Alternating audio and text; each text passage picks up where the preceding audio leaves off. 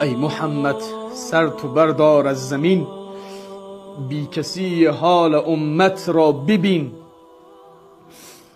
پشت ما گرم از تو بود ای آفتاب، رفتی و اوضاع امت شد خراب.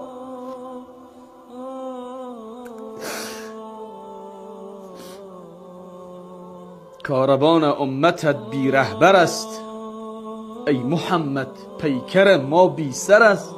چه وضعیتی است این امت امروز، مثل گرگ به جان هم افتاده، همدیگر تکه تکه و پارچه پارچه میکن به نام اسلام، به نام قرآن، به نام دین.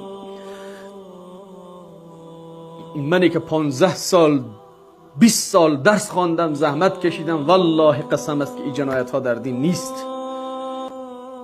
غیر ازی که هر روز جنگ، انفجار، انتحار، وحشت، قتل، خونریزی، فساد،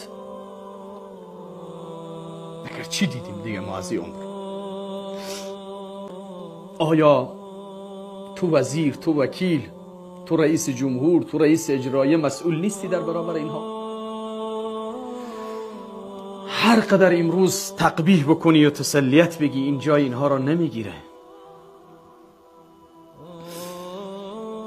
یا الله خودت به حال ملت بیچاره رحم کن.